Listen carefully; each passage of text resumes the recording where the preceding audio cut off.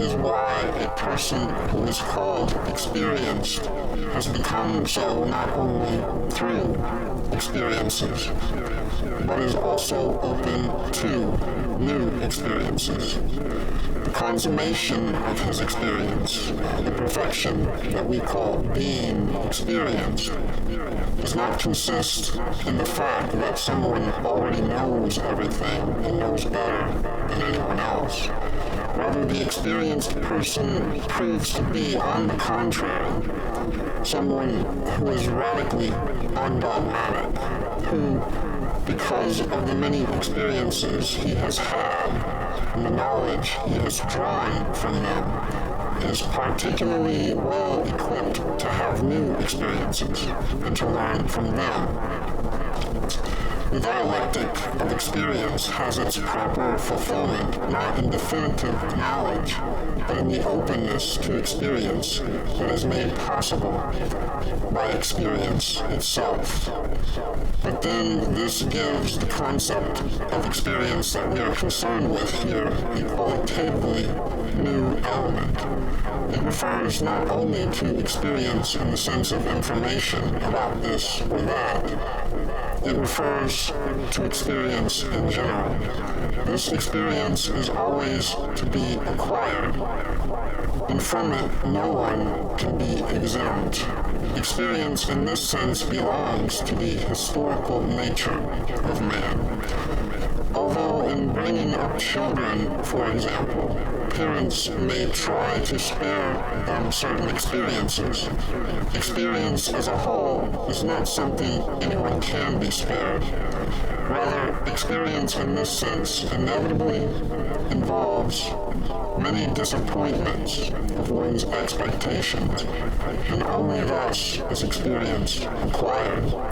That experience refers chiefly to painful and disagreeable experiences does not mean that we are being especially pessimistic.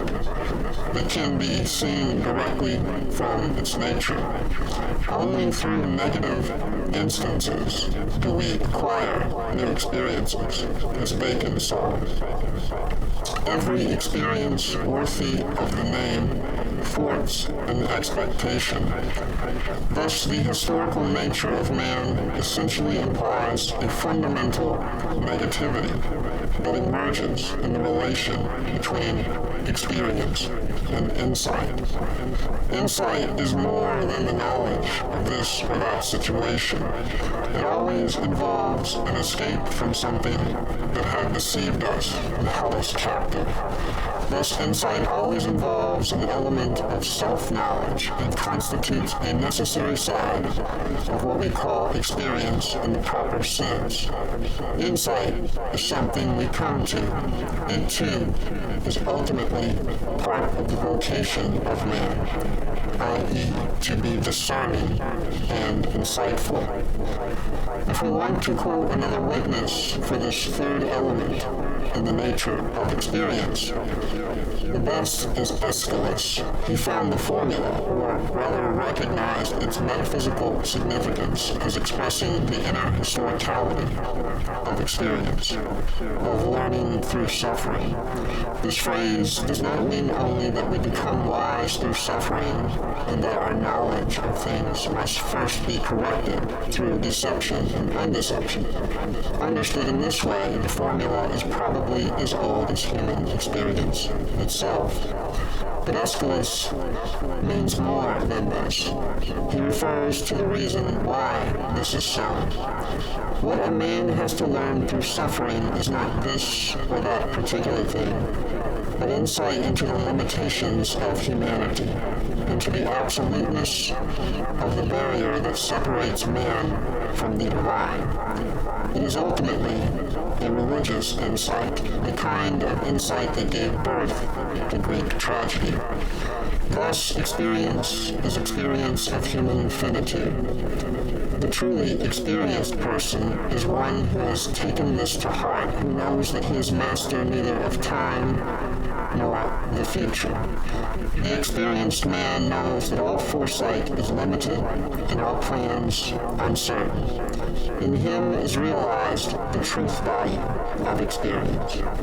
If it is characteristic of every phase of the process of experience that the experienced person acquires a new openness to new experiences, this is certainly true of the idea of being perfectly experienced. It does not mean that experience has ceased and a higher form of knowledge is reached, but that for the first time experience fully and truly is.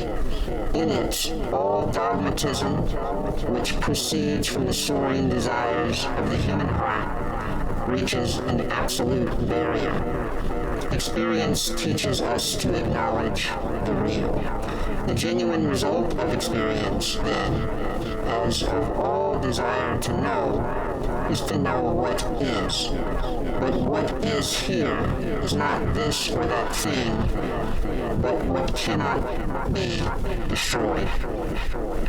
Real experience is that whereby man becomes aware of his finiteness.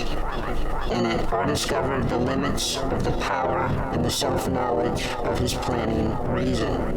The idea that everything can be reversed, that there is always time for everything, and that everything somehow returns, proves to be an illusion. Rather, the person who is situated and acts in history continually experiences the fact that nothing returns.